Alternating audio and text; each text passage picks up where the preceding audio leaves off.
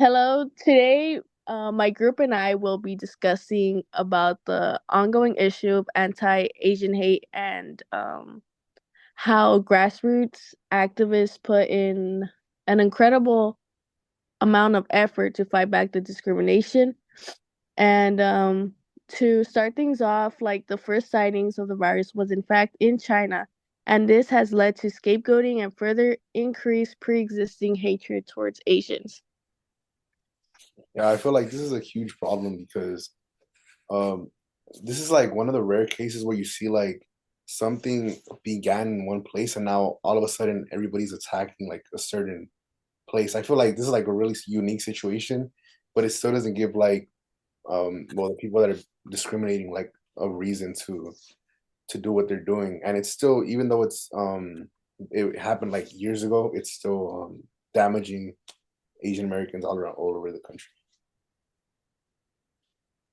Yeah, I feel like a lot of people heard one specific rumor. It started with one small um one small rumor where it's like, oh yeah, it came from like the Chinese because they ate but from what I've heard it's like it came from the Chinese because they ate rats. I think, yeah, I believe that's what I've heard, that I'm it's pretty because of sure it was them. like bats or something, huh? I think Yeah, it's that. and because of that small rumor, it started as it became a whole thing where this whole issue, this whole pandemic was at their fault, was because of them. Like if we didn't like if yeah, it's all thanks to them technically, and everyone started blaming them. Nobody took the time or anything to do their own research or to do any like be known. Like they didn't take the time to like actually know where this came from, what happened. And even if it did, like, why are we going to specifically just go with that statement, like because they ate rats or something like that? We this whole pandemic started. This whole stereotype that they eat whatever, that's why we get all these diseases is like not okay, and we shouldn't be listening to it and allowing it to continue and spread it more.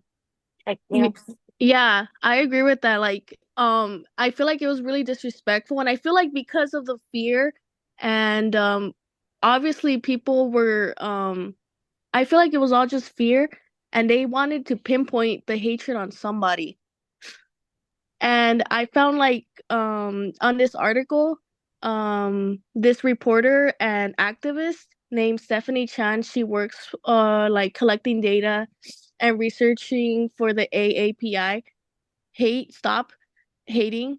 And she mentioned that there has been a shift in rhetoric that is fueling anti-Asian hate, from pandemic-related accusations to more general xenophobic and anti-immigrant rhetoric. So she's saying that basically that this hatred was from a long time ago. Do you guys get what I'm saying? Yeah, like basically like there was hate for Asians, but this just gave them like that push that they needed to like even more like, how do I say it, like express their sentiments towards the Asians even more, just because one thing that isn't really true is Yeah. She basically said how it didn't start with COVID-19. It started with basically going way back to, was it World War II with the Japanese? Yeah. Yeah, I feel like people nowadays everyone is just quick to blame, like quick to judge too and jump to conclusions. And I feel like we just like as a society, we're not doing well in like being like how do we say, like we're not as a society, we're not good at taking accountability and like getting better with stereotypes. Um this thing, I know that the pandemic isn't the main issue. Like it's a big issue, but it's not something that these people have been dealing with. Like they've been getting more hate before for other things, and then this just added to them. Like there's already Asian hate. There's so much going on already, and we're just adding more and more to the plate. And I feel like as a society, we're not doing well. And it's not just with this race; it's many races as well that like Yeah. these And situations are happening. it's always, this is systemic racism. I mean, on the news, when everything was happening with the pandemic, news reporters would say offensive terms, like the Chinese virus, the Kung Fu virus, all of this, further feeding onto the hatred and discrimination towards Asians. Oh yeah, and like when it comes to individuals, one can say like they could consider talking actions like such as speaking up like to hate speech, and another approach would be reporting incidents to organizations like Stop API Hate. Yeah, I agree. I was reading into that like for the solutions and stuff like that, and there's actually been a lot of organizations trying to fighting back the discrimination and the xenophobia, and I believe that as a community and collectively we could hopefully in the near future stop with the Asian hate that's been going on for so long. Yeah, no, for sure. I mean, my question would be like to you guys, what do you guys think? Where do you guys think this like originates from? Like the behavior, like the reaction? Because obviously not everybody is like expressing their hatred to Asians after like the COVID situation. Where do you guys think like just like the idea that it's okay to react like this comes from? Like, do you guys understand what I mean? Like, Yeah. I feel like um it's always been like that, unfortunately, in the world. People are just hating on each other. yeah, And I feel like it all comes from fear. And like really like what do you guys think? Like I think fear is like one of the main things. Yeah, And I to think sorry, sorry, I no, didn't yeah, cut go you off. on. But I think fear plays a big role in this, and just people like society not taking accountability on how like we're just like I said, we're just um quick to judge, quick to pinpoint, just quick to point fingers at everyone just so that we're not to blame. Like I think I'm not trying to be racist or anything biased, nothing, but I think Americans have this like ego where they think that they're too good for like they're the best out of yeah, like every how we talked in class about like the whole Eurocentric thing. Like, yeah. Yeah. Oh yeah, And like and mm, yeah, I think like that schools and like workplace could start considering like introduction programs like like at culture awareness. yeah, Yeah, I feel like they should start implementing that more like in school forces or work places. Um just in general in a lot of places where there's a lot of diversity. I feel like that's everywhere. I mean, like nowadays, um, I feel like we haven't done like a perfect job. Like the whole country has, like the whole system hasn't done a perfect job of integrating every race into every areas. Like talking about like schooling, or like school. I feel like that's like completely like more diverse, but there's always going to be like areas where you'll have kids of more this race and that race. But Yeah. in the workplace, I feel like you will see like a little bit more discrimination, whether it's like gender or race. But when do you guys think schools should start implementing like ethnic studies classes or like just classes to understand other people's cultures more?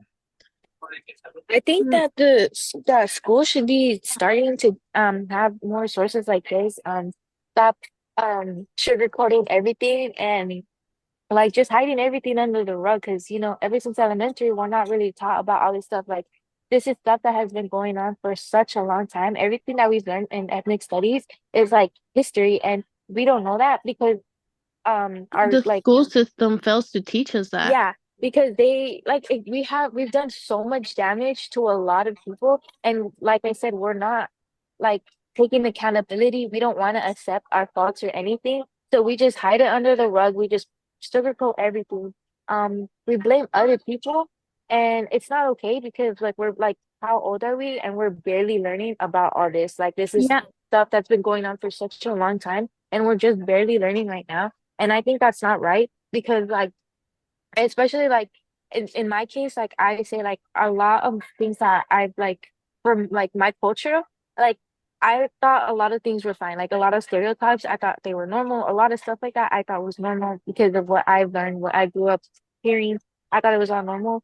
coming to ethnic studies and learning all about this, I knew that it was wrong, and it just like really changed my viewpoint on a lot of things. And it's like you're more understanding of more cultural. It's like you're educated basically, and I think this is something that like kids should know too, because at a young age, a lot of kids start hearing racist stuff, especially now, like nowadays with all social media and everything. Yes. Like it's so easy for little kids to grab on and start saying things like you literally hear them saying the most out of pocket stuff and you're like, how the hell does he know that? Like it's like a lot of Right? stuff like that.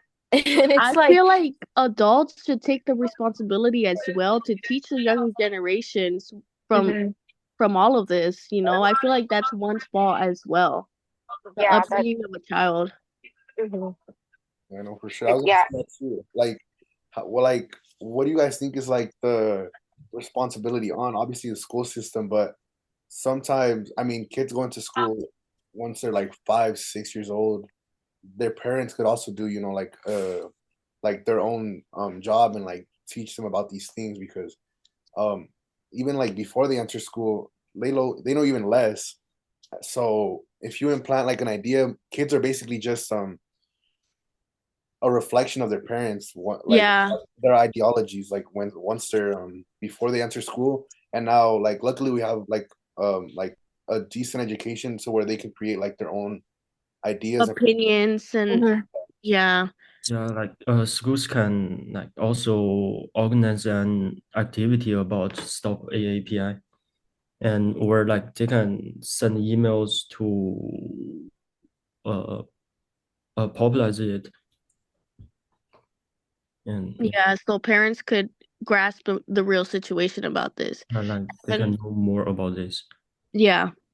And I also have an interview from a student from RCC, and she has something interesting to say from her viewpoint, and I'm gonna just say what she said, okay? She said, I think COVID-19 was really impactful on a lot of elderly people. I think a lot of people passed away due to it. Obviously, I'm not saying that that's like okay or a green light for people to spread Asian hate towards the communities, but she was also saying how she feels like in the society we live in, it was bound to happen. Just like if we were to have a disease here in the USA, you know, I'm pretty sure like other states or countries would spread hate towards us because, you know, they're following the stereotype and the stigma around us.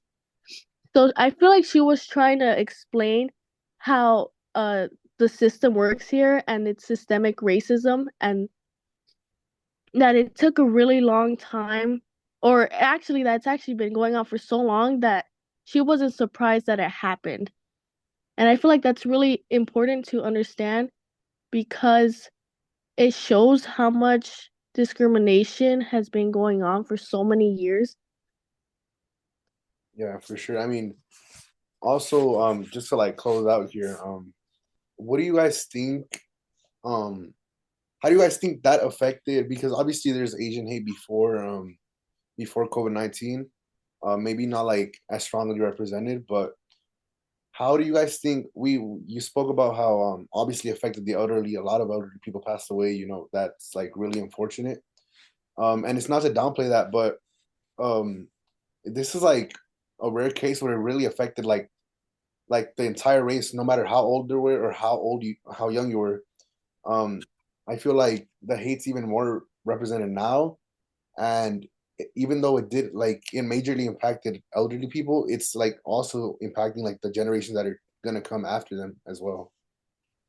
Yeah, I think this really had a really huge impact not only with like in their community, but I feel like it also had like an economic impact too as well, like on Asian communities, like small business struggles, like a lot of like employment issues too, because a lot of people were like, oh, we need to like stay away, like oh like stereotype a lot of like people like that saying like, oh, we can't have people like that or in our business because of the stuff that happened. And not only like that, but also mental health. Like I feel like a lot, like it was a huge toll on mental health for a lot of Asians because of all the hate that we're gaining, the combination of like discrimination, isolation, and like just the economic strain that led to like increased like stress and mental health challenges, in this community, like a lot of people had to face issues, and like many face like barriers, to seek help, because who like where were they to go? Like where would they turn if everybody is hating on them, turning their backs on them, putting them down, not accepting them, not hearing them out because of one little stereotype, like a lot of, and not even that, there's like so much that happens with them. And where you just like society just pushes them down and pushes them away and backs them down, and I just think that that's like really bad. And then what Alexa said about the interview, like the person she interviewed says that it was bound to happen, and it's honestly the sad truth, because it is bound to happen. Stuff like this is gonna happen, and this isn't the last time it's gonna happen. It's known that it's gonna happen again, because this is how America is, to be honest. Like we're just so quick to judge, so quick to blame others, so quick to take like accountability for stuff that we shouldn't take accountability for. But when it comes to taking things that we actually do, like our mistakes and our faults, we don't do that. We just blame other people for that. We take people's credit and never like credit them. Like it is bound to happen, and probably not again with them, but with another race. Like it's happened with so many races. Like it's just, yeah, it's just how society is, like. Yeah. It's like throwback to 9/11. That was also another really bad issue during those times. Yeah, for sure. So I mean, I feel like we covered a lot of the topic. I mean, obviously we can't cover everything in this, but we would be talking for like days. But that was basically our um presentation about the huge problem in causing anti-Asian hate, Yeah. COVID-19. Yeah, that's Yeah. Well, to wrap it Yeah, all up, um, on the well, we really try to show the light and highlight the real issue in this podcast, and hopefully we're able to do that. But we could also look on the bright side and see the strength and how many communities came together to stand against the hate and create efforts, and um hopefully us as people, us as other communities too, not just Asian people, we all have to come together and collectively restore um and support.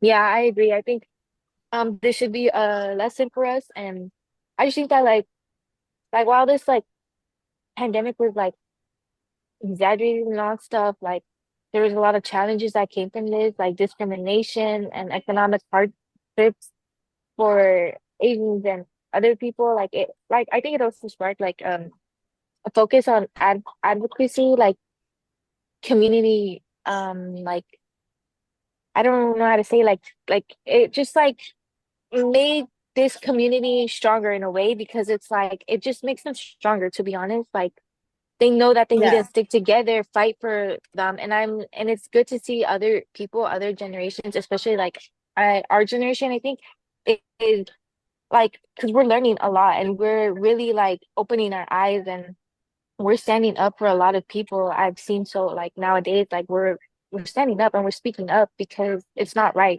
We're learning that this isn't right.